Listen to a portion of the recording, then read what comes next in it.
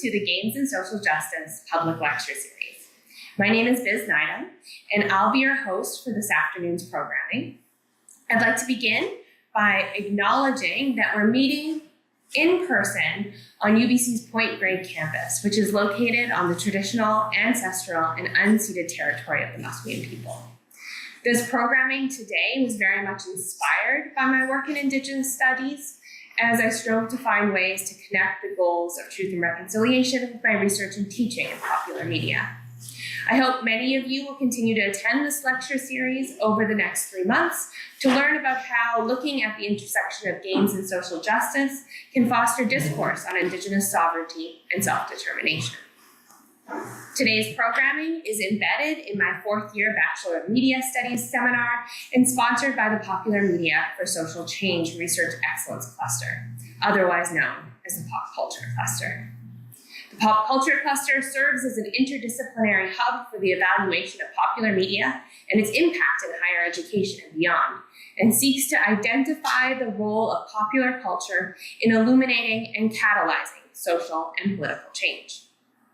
In this public lecture series, local, national, and international speakers will explore various approaches to video games, tabletop games, and tarot, including game design, gameplay, and fan cultures, to examine how gaming cultures, on the one hand, perpetuate bias, prejudice, and problematic power dynamics, and on the other, are capable of intervening in discourses of oppression, heteronormativity, and settler colonialism.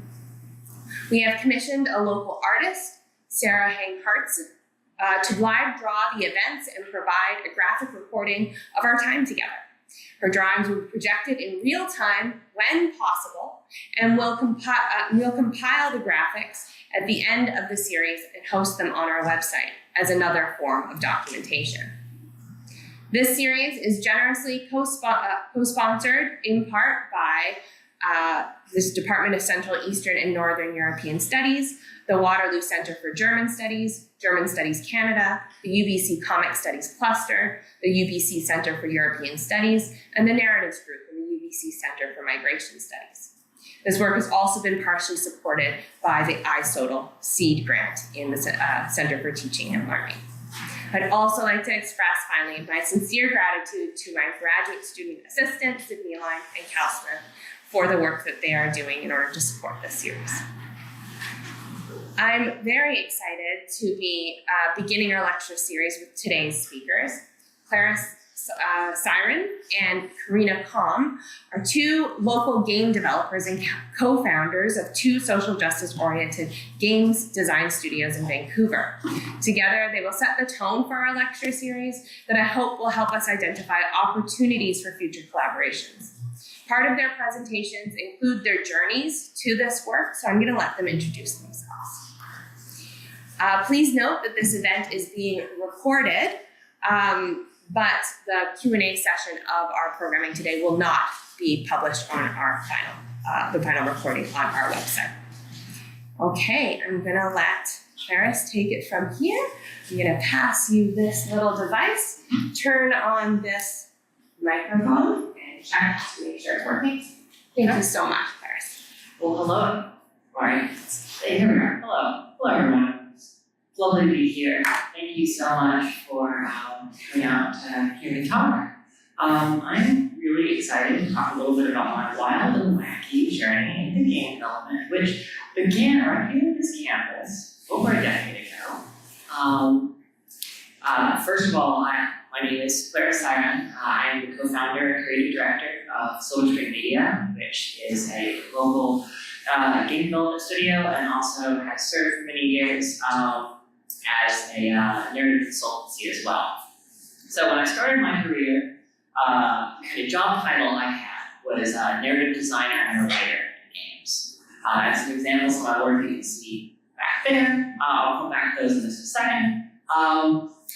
And then later on in my career, and it's not quite 50-50, but it's more or less about half and half. My 11 years in the game industry is split between narrative design as my primary focus and creative direction, which has been the focus of the second half of my career. And that's what I currently do at Silverstring Media. You can see also some examples of my work below that. One thing before I go to the next slide, but I just want to tap the sign of, I know this is history setting class, is the difference between narrative design and writing. So writing is often, like script writing. So you're writing what are often known as the barks, 20 ways to say, hey, look out, player, or good shot, or whatever, as well as all of the, more narratively rich content that happens in either cutscenes or, conversations between characters during missions, or whatever the structure of the game is. And the approach you take narratively widely depends on the genre and the purpose of the game, whether it's a commercially minded development or whether it's something more focused on art or personal expression. But whereas the writer is often, as you would expect, writing the words of the script, the narrative designer is thinking not only about how those words reach the player, how they are experienced throughout the course of the game, but also how to optimally structure the arrangement of the story, the outline of it, as well as how it connects to the mechanics, how it is expressed through the other, often referred to as like mechanical or non-narrative aspects of the game, and trying to create a good amount of harmony between the actions that you do in the game and what the game is about.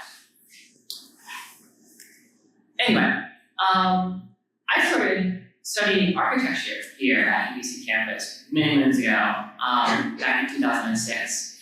And I graduated right as the subprime lending housing market implosion happened, and there was not a job in architecture for me. So I did a little pivot, and I practiced some graphic design, and I was a freelance graphic designer for several years. And then I met this guy at a wedding, a mutual friend of ours, and he was just spinning out a narrative design consultancy. And I was like, what is that for games? Oh wow, you work in video games. I like video games. And I studied them while I was studying architecture here, and trying to bridge the gap between physical architecture and the kinds of architecture and structured spaces that you see in games. Anyway, we were a couple beers in, and I pretty much said as much as I just said to you, and he was like, that's pretty cool. So we started hanging out and nerding out, and I started to get a sense of how his side of the business goes and what it's like to do nerd consulting, which we can get into it in a little bit more detail in just a moment. But I think also I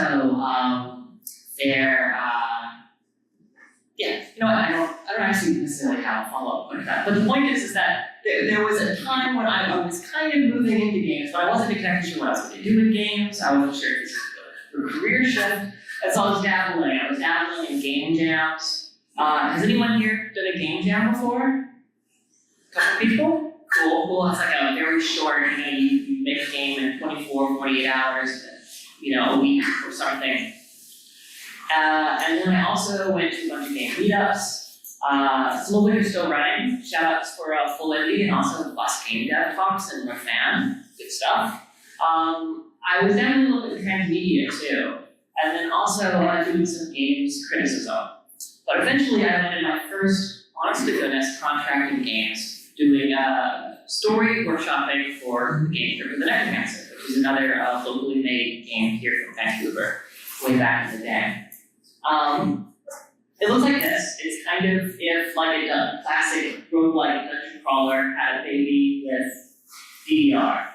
It's cool. I like it.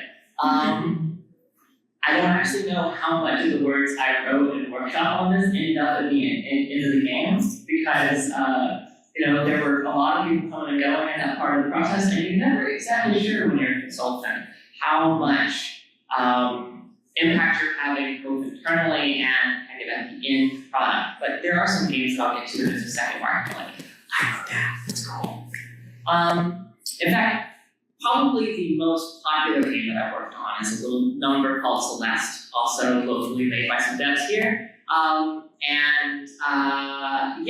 was brought in like 2 weeks before cert before everything was like locked in and you can't change it anymore, to specifically workshop one character who is the kind of main character for Act 3, Mr. Oshiro.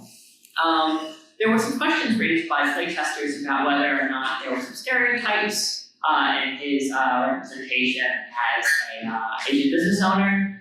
And as we kind of got into it, and I was also working with several other consultants at the time who had the requisite lived experience that I did not, we all came to the conclusion quickly that it wasn't a particular problem with stereotypes so much as the fact that the character was very flat, didn't have a lot of motivation, you didn't really understand the context that created the moment that you see him in the game. And so very quickly became a question of how can we push the story a little bit further. 2 weeks to go, getting in as little new content as possible. And so I ended up writing some of these little missives and notes and messages that he wrote back when his beloved hotel was still operating, and sprinkled those throughout and kind of made this little extra narrative fetch quest that you could participate in. I kind of grounded his arc a little bit more. And then after that, made sure there was a conversation that was like unskippable, basically, that you would have with the wise old woman who would kind of put Oshiro's journey in context with the main character, Adam's journey as well. And again, that's that kind of harmony between the different parts of the game, both in terms of smaller storylines and larger storylines, and also in terms of the mechanics, because one of the mechanical expressions of this is like this guy's got a bunch of problems, you get roped into fixing his problems, and then eventually he turns on you because you can't fix his problems. I think confronting and running away from your problems are very important, both mechanical gestures that are often sprinkled throughout this game, Celeste, but also I think it's strongly connected via the narrative, because as much as this character is climbing a mountain, very much facing their problems head on, there's also a lot of things that they are sidelining and not paying attention to. Anyway, I'm probably long enough about this. I'm going to go significantly faster through these next few slides, but during the Q&A period, I'm happy to circle back here if there are any particular aspects of my career or games that I worked on that y'all want me to talk about more. So I put this one up here partially because it's a Tara mention. It happened on slide, what is this, like 4 or 5? We did it, everybody. But this game is called Red Wine Tastes Like Wine. I didn't do any narrative design on it at all. I just did script writing. But I wrote this lovely character named Quinn. And there's an interesting narrative system whereby you are swapping stories at a campfire with these characters, and the way you choose your stories is by selecting the stories from what tarot major arcana is most closely associated with that story. So it becomes this interesting kind of intersection between classic narrative choices and something that's more drawn from tarot and divinatory magic. This is another one that I did, both serving as a narrative designer and also as a scriptwriter. It's called Timespinner. It's a Metroidvania game. It's pretty cool. Yeah, like I said, I'm going to quickly through these so I can get to the kind of next phase of our career, but I'm happy to circle back and talk about these projects or other projects of a similar scale. Basically, lockdown and the pandemic hit and everything, right as we were looking at a little bit of a career shift away from doing exclusively narrative consulting to making our own games. I was just wrapping up working on a joint project that's called Flow Weaver. It's a VR room escape game.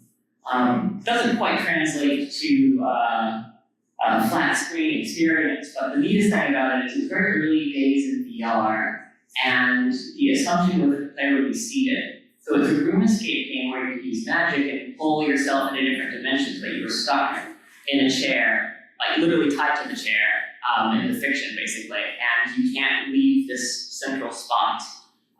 That was an interesting design constraint. Make a room escape game where you can't actually move yourself in space at all. And then this is the biggest project that I've worked on, both internally and kind of early on in my career, I made a much smaller version with some of the founding folks of Silverstring. It's called Glitchhikers. When we made a bigger, better, more commercially minded, but still weird game version of it called Glitchhikers in Space Between that came out a few years ago. And I think the boilerplate of it is it's a liminality simulator. It's driving alone late at night, having weird conversations. You're not sure if the passenger in your car or sitting next to you on the train is really there or a figment of your imagination. You could ignore them. You could just vibe and walk around. It can be a walking simulator. It can be a text-based adventure game.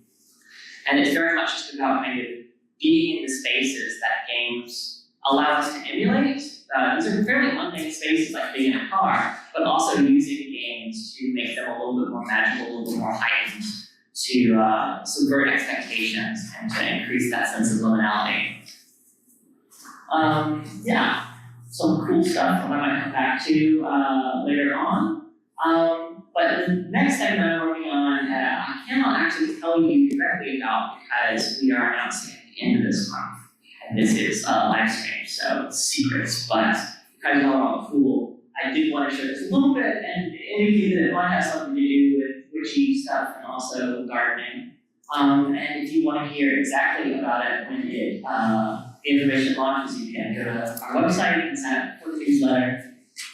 But yeah, I'm gonna have to read this off because I don't remember these all off my head, but I think it's important to look at scale and context when we start to break down a career, because I worked in games for about 11 years, and I've worked on 20 completed games of any size. That includes game jams, that includes commercial games. If you break that down further, that's 4 internal Silverstring projects which have gone through full release, 10 games, including the ones that I'm working on right now, that are having a full, fairly traditional commercial release. That's 12 client projects of various sizes. A lot of, not a lot, but several of those are unreleased, or those will ever come out. 9 of those are game jams, and 3 of those that don't quite fit into any of those categories are completed prototypes. They might one day grow up to be a full commercial game, but games are very expensive, so they might also live in this strange chrysalis stage forever, and just be a good idea that you can technically play, but it's not in the form and format that anyone was ever intending for the finished product to be in. And then also when you consider coming in on a project and dabbling as an expert or as a particular artist versus kind of coming in and having a little bit more creative control over projects. I've served in some capacity as one of the lead creatives on 21 video games, which, as you can see, the number of roles I've served as lead creative and the number of games I've completed, one of these numbers is bigger than the other. So, they don't all make it to the end of their arc.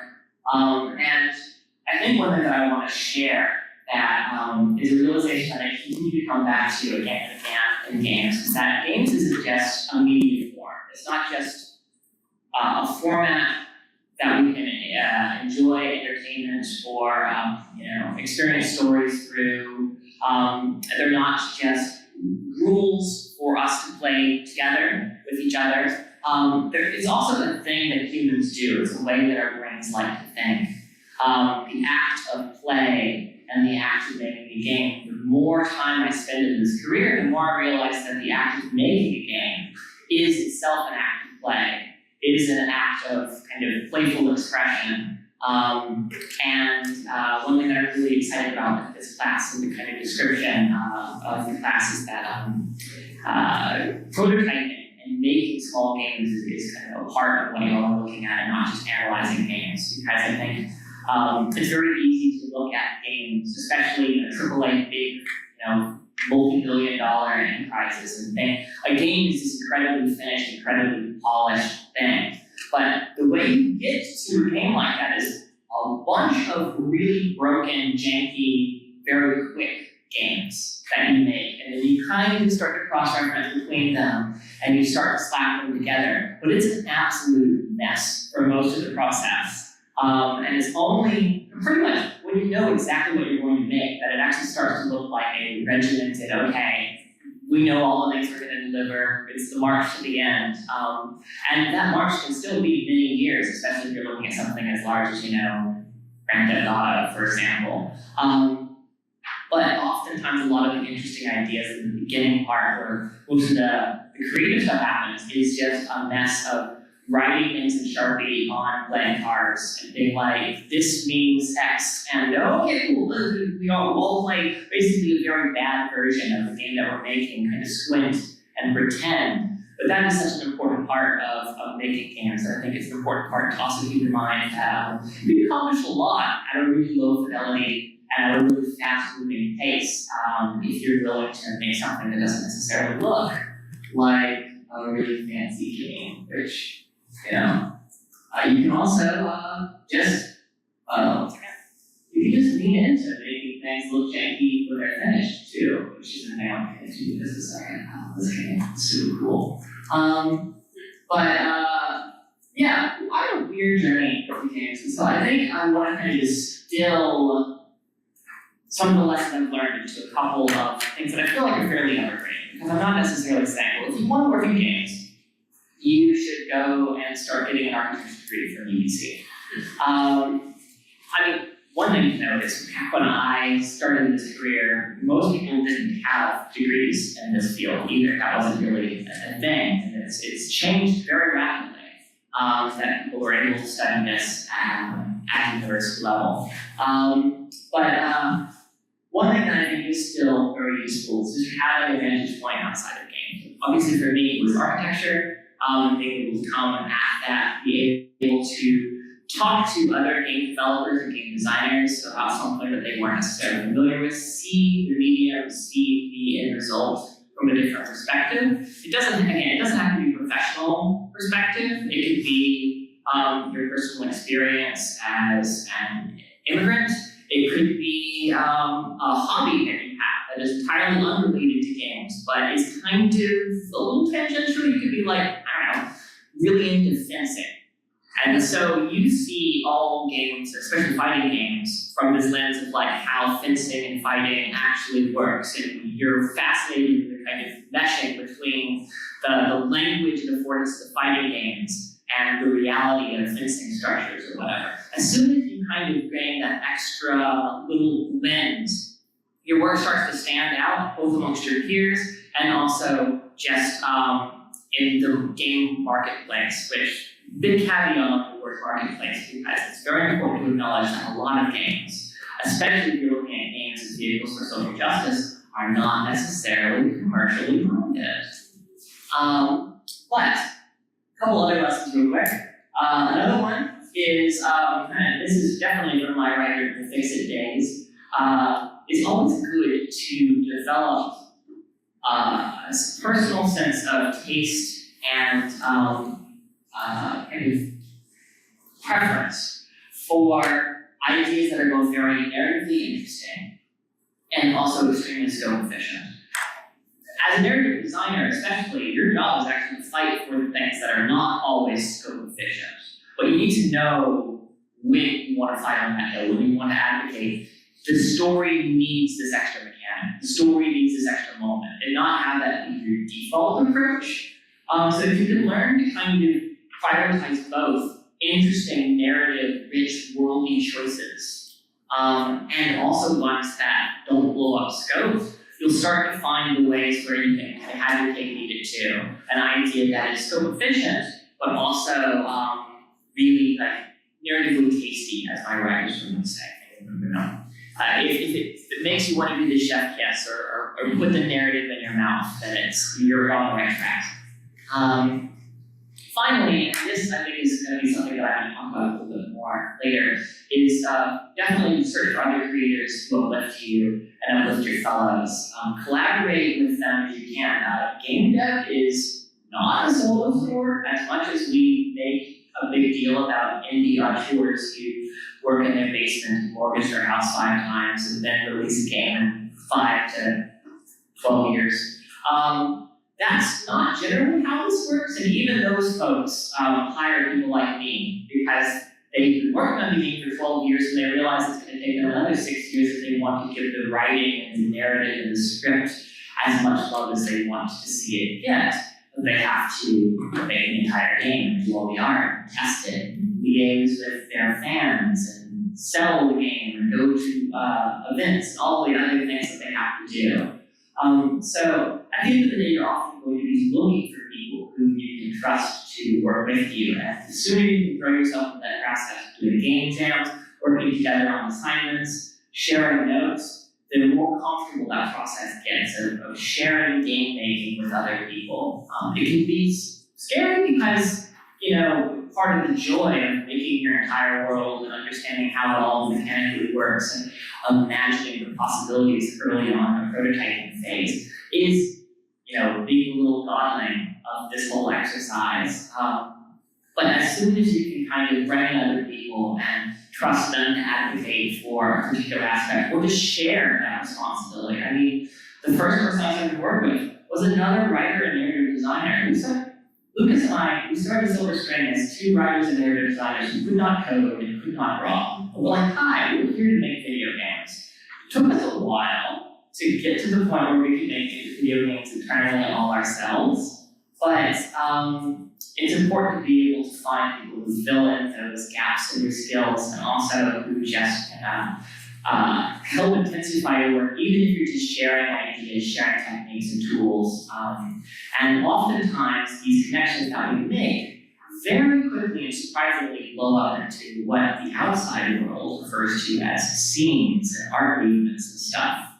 And I'll get into that in just a second. I think if you enjoyed listening to me prattle on the call and you want to hear me talk about more specific things, the place to go is my link tree. I'm not really on social media right now for the most part.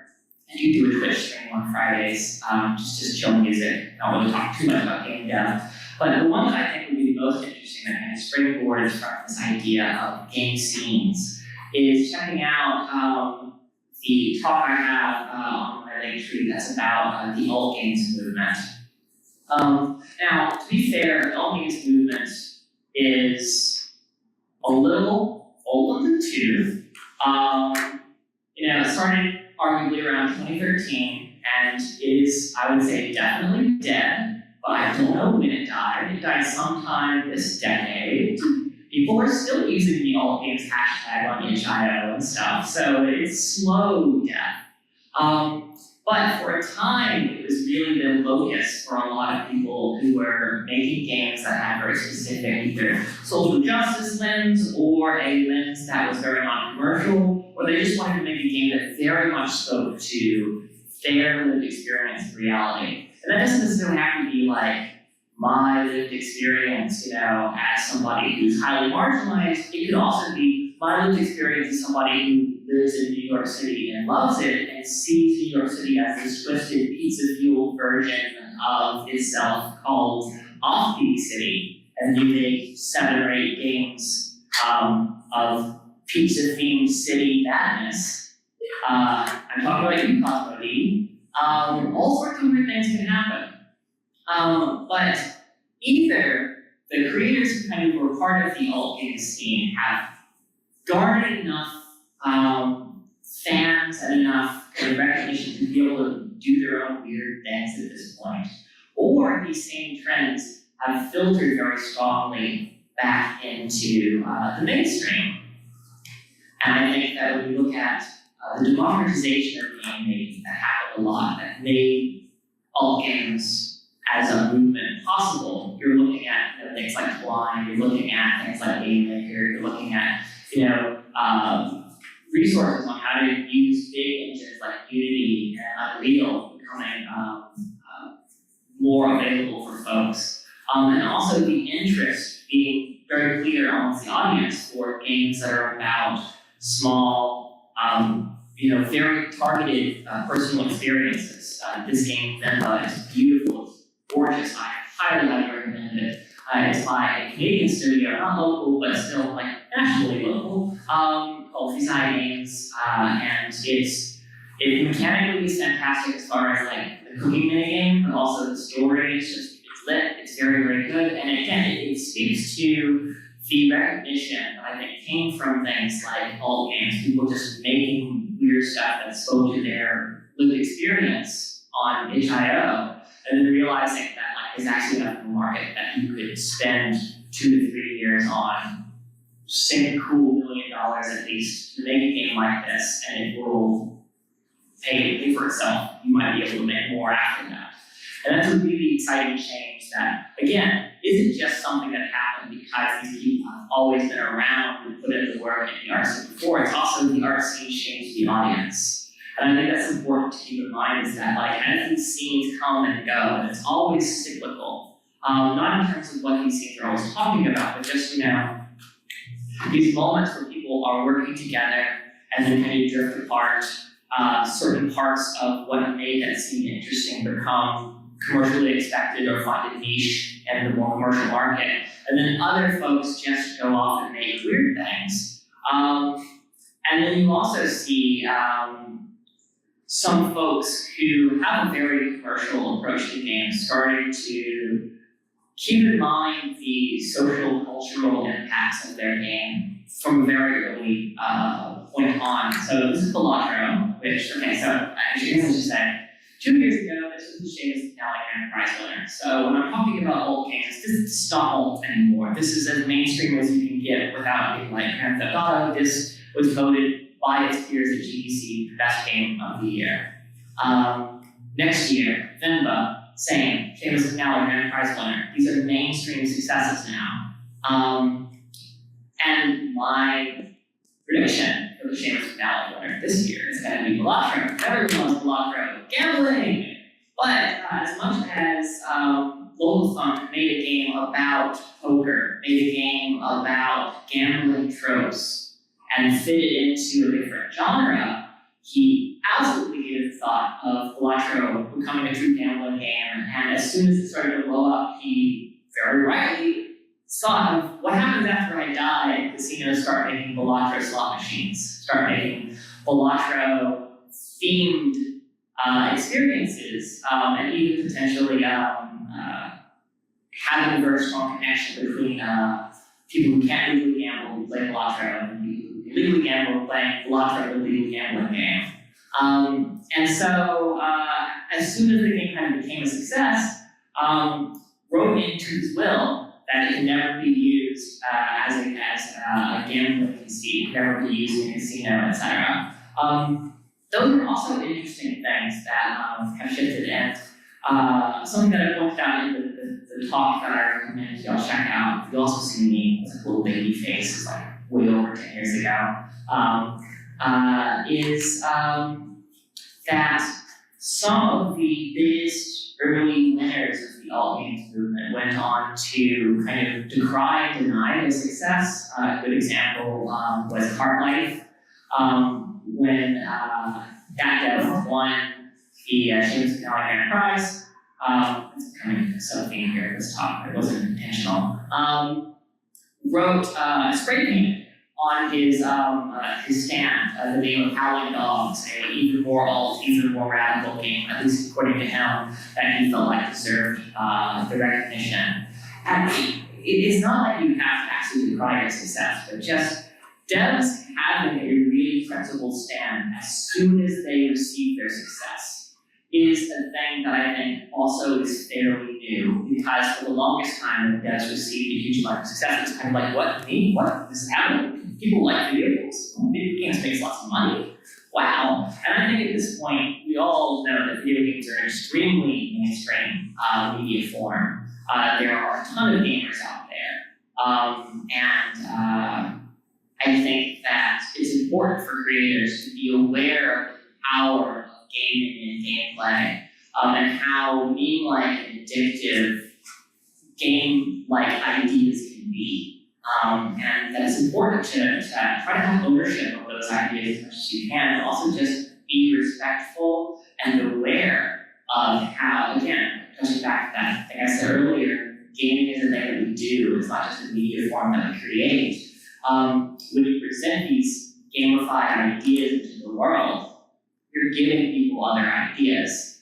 And that principle, that approach to gameplay isn't necessarily something that you have absolute control over unless you really think about it and exert it. Anyway, I could keep going on for quite a while, but I want to make sure I hold a good amount of space for my lovely panel. Carina, you're good? We're gonna take a short break. Okay. So. Okay. Yeah. Cool. Sounds good. Yeah. Yeah. Happy to go on whenever. But Yeah, we'll return to you after a short break. We're just gonna get our next panelist set up to join this conversation. And so I encourage you all to go get a glass of water or whatever as I load the PowerPoint slides. Thank you so much for that really wonderful presentation that I feel like empowers students to become makers themselves. I'm really excited to talk more about that during our Q&A. So let's take a pause, and for those of you in our Zoom room, we'll be turning off our microphone and camera for the moment. Okay, thank you. Okay, thank you everybody for taking a bit of a pause as we set up our second speaker.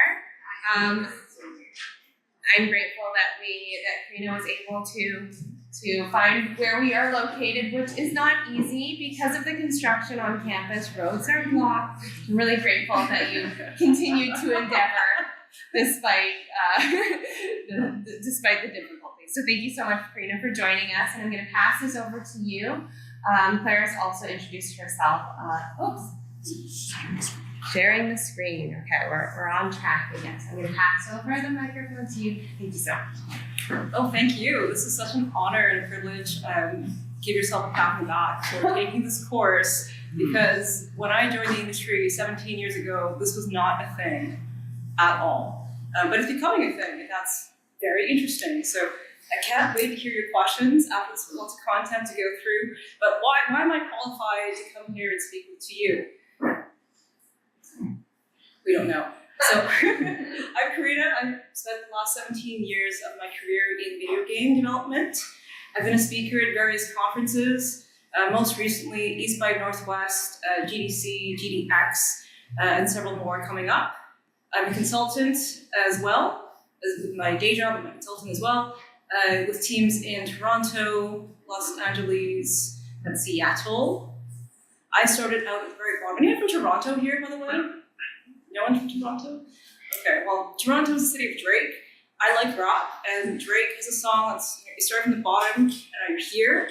So 17 years ago, I started at the very bottom of game development. I was a quality assurance tester, right?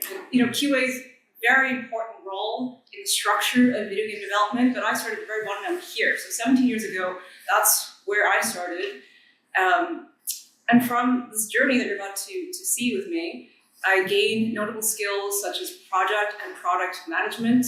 I learned how to be a team leader. I learned more about adaptive and inclusive design, which is very important in this industry. Gaming being an immersive entertainment.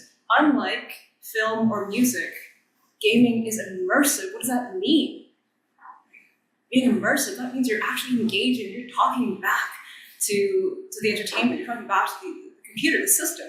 You're having an active role in the journey that you're experiencing. So the immersion part of gaming is why gaming is outpacing film and music. Right? So I want to be a leader within game development, of the developers, studios, projects, etc.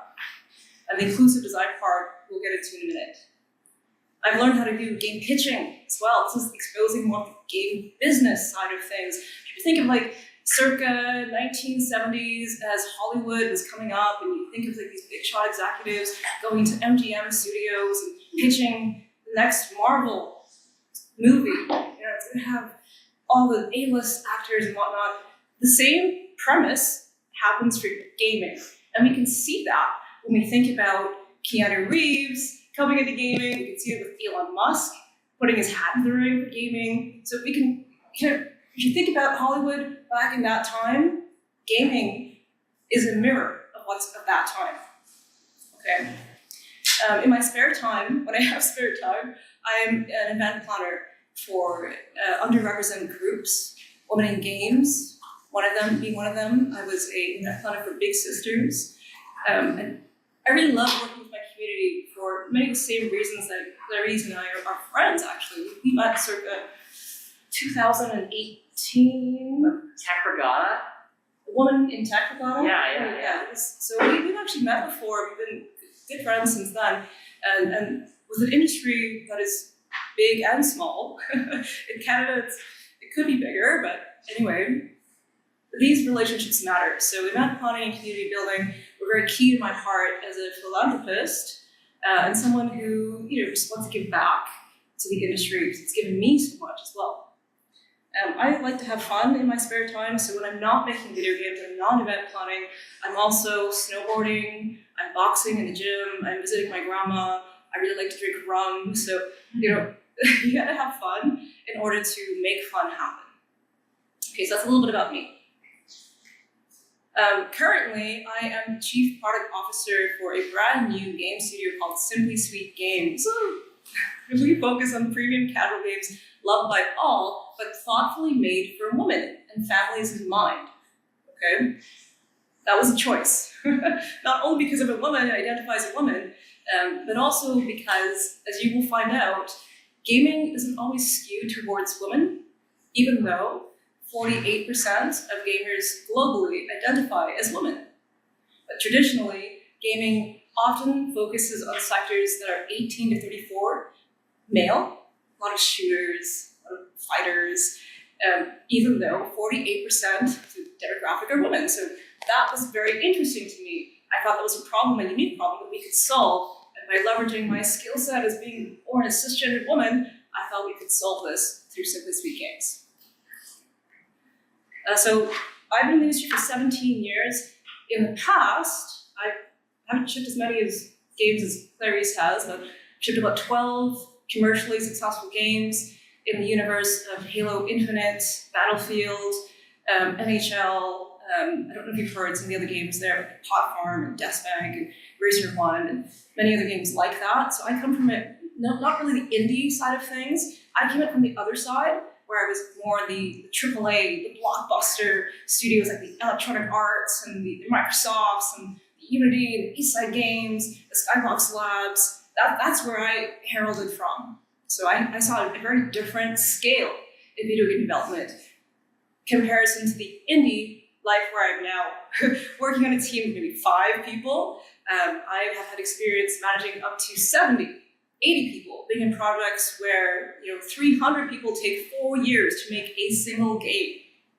And that's because technology has never been as slow as it is today. So back in the day, it would take maybe 30 minutes to render one scene. Now it can take 10 minutes to render one scene. So you can imagine the scale of people that was needed at that time in the AAA blockbusters 17 years ago to develop the graphics and to have the performance to produce these types of titles. That's why it takes so long. That's why it takes so much money. Now in the present, I have my Simply Sweet Games. It's a female-founded studio. That's me and my business partner, Tina Mary. And what I love about Simply Sweet Games, and the reason why I left all the other things behind, is because Tina Mary and I have complete value alignment. This is significant for me, because what you will find in business and in your dealings with your peers right now is that you don't always get along, you don't always have the same values. When you get into a working situation, your career, so the values really matter. Just like in any relationship, your values really matter. I've been in situations in studios where my values did not align with the business, and so I felt like that was the time for me to leave. But with my new business partner, our values are in complete alignment. It is bizarre, given that my business partner is 25 years older than I am. We are a full generation apart. She has kids who are my age. And it's very bizarre, because we learn from each other every single day. So I just wanted to call that out, because it's very rare to find someone where you have complete alignment. And when you find someone like that, I encourage you, and I champion you to please drop everything and go do the thing with that person. I was just saying, hold on to them. Hold on, exactly. Like, you just hold on to them, because in the career that I've had, it hasn't been a straight line from AAA development to indie development. It's actually been like whoop, whoop, whoop, whoop, whoop, whoop. I go from the bottom of QA all the way to being where I am today. So what does that look like? I have always had an interest in video games. Since I was 6 years old, I because I was making board games out of post-it notes. The story goes that when I was 6 years old, my parents put me into Saturday school, and I thought that was very unfair. So I sat in the back of the classroom, and I developed these little prototypes and make origami, and I would encourage all of my friends to come and play with me. And I play test these games. I was very interested in like motivation and play heuristics. Even at 6 years old, like what makes fun fun? And, when you play a game, there's that socialness to it that brings you together. I found that really fascinating at a really early age. Fast forward to 2007, I was a student kind of exploring the career opportunity that was in front of me. I didn't think video games was a job that I could have at that time. I just wanted to make a game, so I started making more prototypes. Adobe Flash was on the rise, so I made a lot of tweeting. Everyone knows what tweeting is, but I used a lot of CSS to make a little video game. And then in 2008, I had my first big kind of foot in the door. This was a fundamental and pivotal moment for me because it wasn't just any indie studio that I found my way into. I had to like really thrust my foot into the door there. Because in 2008, that was when the housing market had a crash. It was just about the time when President Obama was coming in as well. So it's just a weird time where kind of like what's happening now in the industry, there are many layoffs, studios were shutting down. And I'm just going to echo what Claris said about it's cyclical. And there's a reason for that too. We can get into that later. But it's cyclical. So when I entered the industry, lots of layoffs, lots of studios shut down, and it was very challenging to get into the industry. So as a junior, I struggled until I found my North Star. And this person who hired me, she happens to now be the finance minister, Brenda Bailey. So she had a game studio called Silicon Sisters at the time, and she hired me as a student junior. That was the first time I'd ever been introduced to a female-founded studio. That was like literally unheard of at the time. So if you can imagine having tutelage from Brenda Bailey at that time rocketed my understanding of the career that was about to embark on, and it was just an amazing opportunity. So sometime later, went from junior, I put in my time, I worked with other indie studios, and then about 2014, I had another big break in my career, where one of the indie studios that I was involved with, they got bought out by another big company called Novomatic, based in Germany. So when that happened, I had a little bit of shares in the company, and because they were being bought out and acquired, in that transaction, I was able to give myself a little bit of a runway, a tiny bit of a runway. And that's when I transitioned from more intermediate game design, community management, into a producer and a leader. So I took that money, my savings and the shares, and tried something. And I learned a lot. So I went from, indie learnings to being a leader. I didn't last very long, Like Claris said, I have to echo a lot of what she said. Some games don't ship. Not all games make commercial success. So I learned the hard way what it was like to fail at that time. And so when I failed, what I didn't realize at the time was this was the resurgence of live operations and like SaaS model was becoming a big thing. So the same thing happened for video games. You kind of look at like Netflix and Xbox, there's a lot of subscription models coming before that. There was this kind of momentum towards live operations, seasonal development. So when I transitioned, I didn't consider live services as being, I wasn't lit enough or woke enough to see that live services would be the next hot thing. So when I shipped my game, we were successful in that I broke even, but it wasn't enough to take me to the next game. Okay. So in 2014, I was a leader with a successful or failed project, depending on how you think of it, and I realized I had to pivot again. So I pivoted into AAA development. That's when I got the Halo, that's when I got the Battlefield, that's when I started to lead more people and really understand the business of video game development. Okay, so fast forward to 2022, same thing happened to me.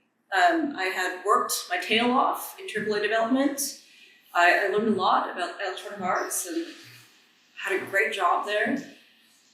I decided to leave to go pursue something else. I saw that there was some Web3 things. I saw that there was crypto, there was blockchain. That's another contentious topic that we'll discuss another time. But it's also worth exploring because there's something about true player ownership that having a ledger in a blockchain was quite fascinating to me at the time. It still is very fascinating to me, given that I think of games like World of Warcraft that have been around for almost 30 years now. I think about games like Diablo. I think about games like even MapleStory, where virtual items, went on sale on like eBay, and players desired this item, this blood and good, so much so they would put in their credit card details and acquire it because they wanted to own it. They wanted to feel like a rock star in this digital universe. So when that happened in 2022, I was very fascinated about pursuing that even further. I wanted to see what was the motivation behind wanting to own something like an NFT. Right. Now we don't even talk about NFTs anymore. So good thing I got out to start Simply Speak Games. But it was very fascinating because it's another paradigm in this vertical of gaming that had never crossed my mind. Same with esports. That never crossed my mind back in 2007. Right. So video games, I think, is the big takeaway is that they are impactful, and there is a political underlying to most video games that are being produced. Other things that I did to keep myself sane, going through this wacky, wild ride, was that I did a lot of philanthropy. I was a volunteer with Big Sisters for about 6 or 7 years. I was and I still am, a Women in Games ambassador. I spearheaded the Diversity in Games initiative in Vancouver, and I'm still part of their legacy board. I've been doing that for 10 years. I started the PvP Entertainment Guild, which is specifically designed for game pitching and development and business development. I came to UBC 2 years ago to talk about games in action. I started the Creative Campfire, and I mentioned this earlier, I was a speaker at the GDX in Alberta just last year. Okay, so I'm going to be really short here. When I think about how I got to where I am now, where I have complete control of my schedule, and I get to make games thoughtfully made for women by choice, what did I do differently from my peers? I engaged with diverse communities, I was active, I thought about inclusion and accessibility in design, I volunteered to gain practical experience, I used my social platform responsibly. I don't have many social platforms, but when I do, I use them responsibly. I spend at least an hour every single day keeping up to date with industry trends at a global scale. I attend many workshops and conferences. I come and talk to people like you because I need to adopt a growth mindset. What I thought I knew 3 years ago is irrelevant now. I'm always open to feedback. I'm always open to training. And through this, that's where I am today. I could keep going. I don't know how much further we want to go. We can conclude with this, and then we can start with some questions. I'd love to get a Q&A. I have 3 recommendations for books that I'd like you to just look at. Please never stop learning. These are fabulous books. Up, Down, Up came out last year, and I would read that again and again for the rest of my life. This is tales from the founders of video game studios, their trials and tribulations, how a business moves from its inception stage all the way to its growth stage, all the way to its decline and maturity. Right? And currently with Simply Speak Games, I'm in my inception phase, so I've got a long way to go. Tomorrow is a fictional book, but it's an interesting representation of video game, or what it's like to be a video game developer. I challenge you to take a look at that one. And I just heard about this book, I haven't read it myself. I hear it's really good. How video games are changing the world. Okay. Thank you so much. I might actually add some of this to our syllabus reading list. So I appreciate the suggestions, such as that video you were referencing. I may ask the students to view it before next class. I really am grateful to you both for coming and speaking to my students and our in-person and online audience. And I really wanted to start this class and this series with two local developers to illuminate the journey to doing this thing that seems absolutely unimaginable. And most of the students in the room here are part of the Bachelor of Media Studies program, which means they are the future content creators and the current content creators of this world. And I wanted to demonstrate to them how gaming is an accessible format, even if you didn't know how to code to start with. And the journey that can take you from architecture to being a dynamo in the Vancouver gaming industry. So I'm really grateful for that, because I think it empowers these students to make games, which is what they're going to be charged with doing over the course of the semester. Because this course and this series is all about games and social justice, though, before we open it up for questions from our audience here as well as on Zoom, I wanted to ask you both to talk a little bit about why it matters to look at the intersection of games and social justice and how games can do the work of social justice. So I'll pass it back to you to go first, since you held the microphone last, and then we'll invite Claris as well. Thank you. Okay, so why does it matter? How does it show up? Pardon me? Why does it matter and how does it show up? Yes, I like that. Why does it matter and how does it work? Okay, we start with why. Always start with why. Why does it matter?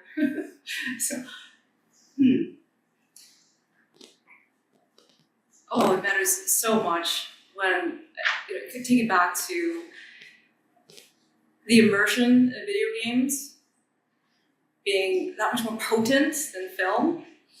The film industry in 2022, the valuation is about $90 billion. The music industry valuation is about almost $40 billion now. The video game industry, in comparison, by the year 2026, will be closing in on $220 billion. That is wild. That is so wild. And I think part of what makes it so successful, why it matters, because it's accessible. Right? I don't have to, like a movie, I don't have to get out of my house, go to a movie theater.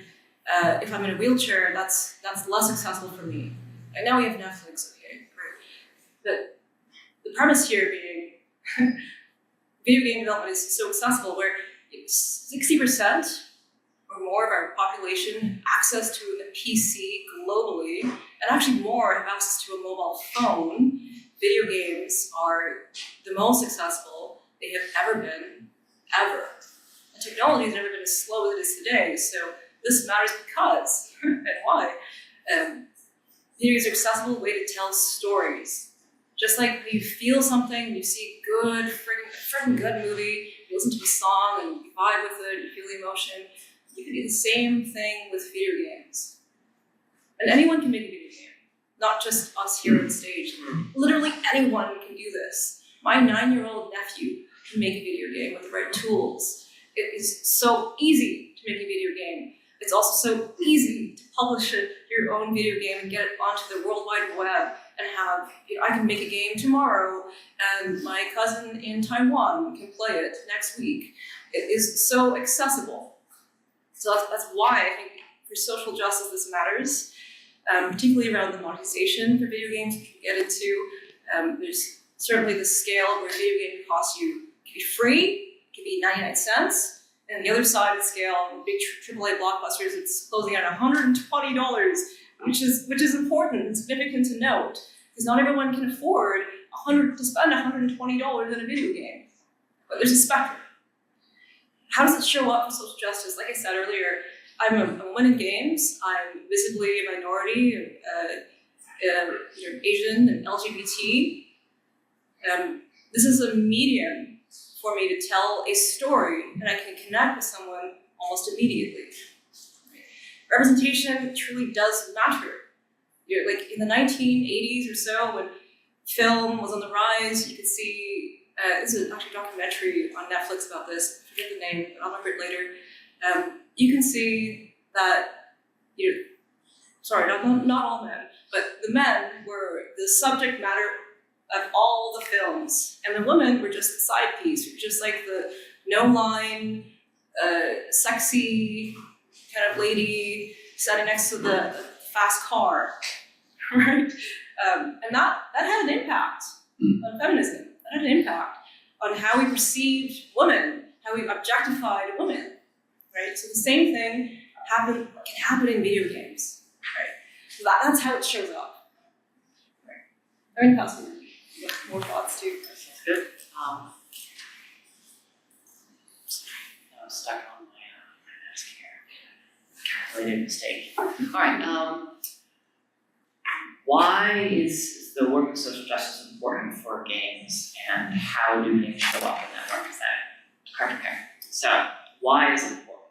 Well, it's important for honestly several reasons. Well, I agree wholeheartedly with everything Carina has said. Representation matters. Media matters. A dominant media form like video games matter a ton because of the reach it has, because of the money that flows into it, and money is still, sadly, what makes the world go round.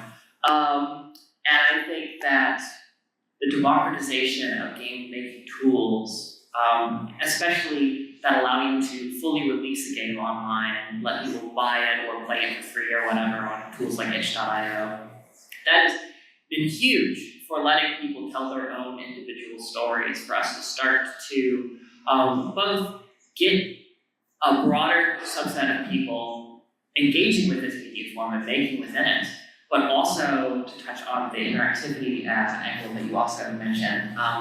It gives people a chance to agentically wrestle with somebody else's story. I can experience in some way, depending on how you approach making your game, the verbs that you want to talk about, not just the story. I can experience, in a game like Depression Quest, not actually being able to make the best choice because I'm too depressed. If you've never been depressed in your life, you will have no experience with that. These things are important, like the interactive and agentic aspects of video games cannot be understated, but they are also often, not overstated, but myopically focused on, where games are the interactive media form, they are the immersive media form, and that is the reason why they are important. It is one of the reasons why, but I think additionally, it's not just about representation and telling different stories and not ceding total space to a small subset of the human population who can have the technology and money available to tell stories in this media form. It's also about the ways in which gaming and video gaming just are delicious to our brains. It's delicious to our brains, and partly it's because we've designed them to be that way. Humans have been gaming forever, and I'm sure we're going to cover that in this class at some point if we haven't already. Pretty much as soon as we saw a dead sheep, we were like, you know what you could do with those knuckle bones? You could roll them. Each side is different. We could make games with dead sheep bones. Bam! There you go. Gaming for thousands of years. It happened. We like gaming so much, we looked at bones and we were like, that's a dice. And I think that not only that potentially addictive quality of gaming, but also that incredibly potent way of us understanding complex systems because they form the rules that make up the game. And then through play, we gain mastery over those systems. We understand them. Games are incredible learning tools because they teach us how to play them. They are fun to get better at. They reinforce things. They can bring in subordinate concepts later. Good game design is often good education design in a lot of ways. But beyond that, it's not just that games are good at teaching us, it's also that games can teach us pretty much anything we want them to. And that's really, I think, the thing that makes me the most excited about when I think about what games are going to do in 20, 30, 40 years, is start to discover, and oftentimes by accident, just because you're trying to make an interesting game, structures that help people learn a particular skill that's difficult to master. I'm going to talk about my own game just for a second because I'm very familiar with it and I've spoken about it a lot in the last few years, but it's by no means the most apropos example, which is one that's familiar to me, and that is Glitchhikers. It's about it's about liminality, it's about kind of that navel gazing, late at night, not sure what you're thinking, kind of forming your opinions, dealing with perhaps things that are a little bit more moralistic and more philosophical than you normally would. But it also is an invitation that the mundane spaces, the moments in transit that we go through every single day are opportunities for magic, opportunities for us to rethink who we are, opportunities to rethink how we experience our environment. Now, I don't know how hugely successful Glitchhikers was, but I do know that there are a handful of reviews on the game out of, it's not a very popular game to be honest, of the 100 or so that are on Steam, there are several of them. They're like, just so you know, devs, this game saved my life. I was going to kill myself, and then I played this game. Or, I was completely lost, and I played this game and I felt a little bit more clear about what decision I had to make. And now, every few years when I have a major life decision, I fire this game up again. I'm not saying everybody needs to copy Glitchhikers. I want people to do way better than Glitchhikers for way different things. But games have the capacity to teach us better how to live, and also better how to live with each other. Because humans are great at gaming, we're great at gambling, we're great at getting obsessive about things, we're great at protecting the people who are part of our in-group, and we're great at hating everyone outside of that.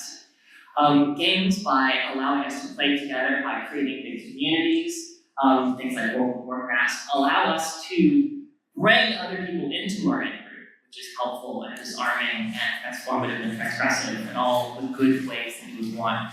But it also, again, allows us to bring ideas and ways of engaging with structures that we always contend with, but we don't necessarily approach in a playful way.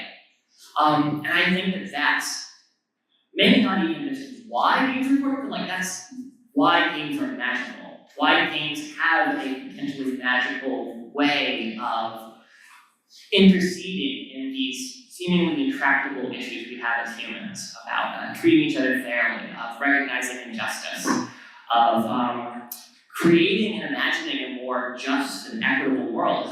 I don't think we're going to get to a wonderful, fully automated gay space communism with the UN preventing all wars before we can make video game versions of governments, of social structures that actually make sense and are compelling. I think games allow us to not only, like sci-fi does, like a lot of media forms do, allow us to imagine what the future might be. It allows us to actually get our hands on the future and see, in the limited ways that games play out those systems and let us contend with them, what the ramifications would be of these ideas as soon as you let humans run around and have their way with these systems, as soon as you actually open the doors and let people start to contend with things.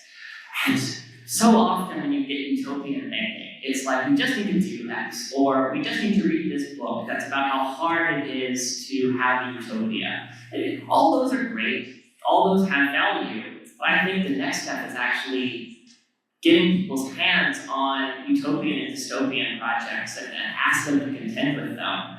A game developer who I have a ton of respect for, who just goes for the jugular, is Nikki Case. Nikki Case does, really fantastic games, including ones that are very much about their personal lived experience, but they've also really formed a passion around making games that help explain why our world is so broke and bad in so many ways. So like election reform. Why are elections bad? Why is democracy maybe not where it's at, actually? You can play a game now. You can go on Google Nikki Case, and you can play their game. It's all about the contagion of ideas, or the prisoner's dilemma, or the ways in which how our elections are structured don't necessarily serve us. And you can feel those systems and those realities instead of just reading it on Wikipedia. And it's like, okay, cool, but it doesn't work because X, Y, and Z. Like, when we feel it, when we see it play out, when we gain mastery over a game and understand how to play that game, that knowledge is like embodied in us in a way that I think makes it much more acceptable. For all of those reasons, that's why games matter. And the answer of how do they do the work, how do they show up for that, is, again, I think the answers are one and the same. We continue to make games more democratic. We continue to uplift games that are telling very individual stories. We celebrate people who are using the media form to get a cool message across or reach people. But we also always ask ourselves, what are these game dynamics teaching us? And I think that's the other thing that, like, throughout my career has been super important, is dividing up what makes up a game into a couple of categories.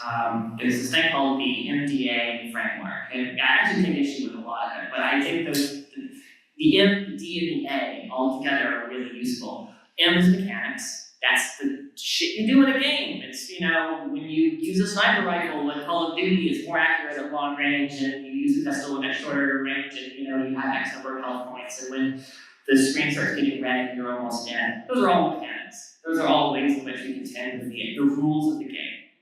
Aesthetics isn't just what the art looks like. It's also the fact that this is a war game. The fact that, like, everyone's looking at you like this, bro, you're gonna get down, it's gonna blow up. All of those things put you into this, like, headspace. This is an action movie. Okay, cool, I'm an action guy. Like, those are the aesthetics that helps us play a role. It's not just what does it look like, it's how do we fit ourselves into this world. How can we do that quickly?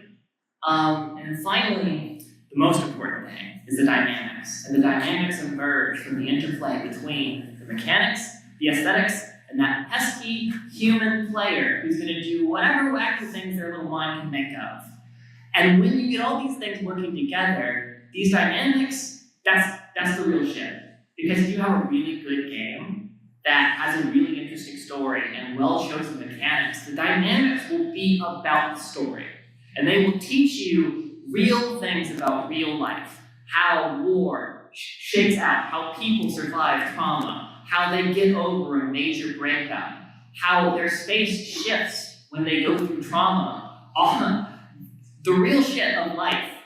Games help us feel that, and it's the way we feel those things is through the dynamics of the game. And I think that's what we need to do as designers, as game makers, is really understand what dynamics we're putting out into the world when we make a game, which is a kind of a gut check process. You can actually be quite deep into the development of a game before you go, whoa, the dynamics are really messed up. Case in point, I love this game, Minecraft. Every single dynamic in Minecraft is monstrous. Have you ever tried to get villagers to sell you the kind of thing that you want? You have to make literally a prison where they live in a tiny little square and you breed them. That's messed up. That's horrifying. But also it's it's fascinating because I don't think, as interesting of a person as the auteur of Minecraft is, I don't think we set out to make Minecraft because we wanted to breed villagers and put them into little stockades. I think it was a result of the mechanics that we built because they were way in scope and fun and playful. But now you have the world's population of children breeding villagers to get the good stuff, right? What is the impact of those dynamics going to be on their little minds? I don't think they're going to start actually breeding people and putting people in stockades, but that's an interesting dynamic to explore, and it's the kind of thing that you can make an entire game and not actually be like, oh yeah, that's the thing I said, but that's totally a thing you said. And so, how we do the work of social justice is taking a step back before we release the thing and go, what are the dynamics this game is saying? And how can those dynamics contribute towards a better world? Can you explain MDMA now? Yeah, MDA, not to be confused with MDMA. Different thing. Yeah, not endorsed in this classroom. Thank you for that. I also really love how much story matters in how you both think about games in terms of representation, but also actually just the narrative, because everyone thinks that game development is so much about coding. And I've always dreamed of being a narrative consultant too, so I'm just like, oh, this is interesting. I always have a side hustle. I might have a tenure track job, but I also want a side hustle. But that's a conversation for another time. In the interim, we have a few more minutes for questions. We may have some online, but I wanted to offer students the opportunity to ask anything that they might have on the top of their, I see some hands going up. I'm gonna bring the microphone to you.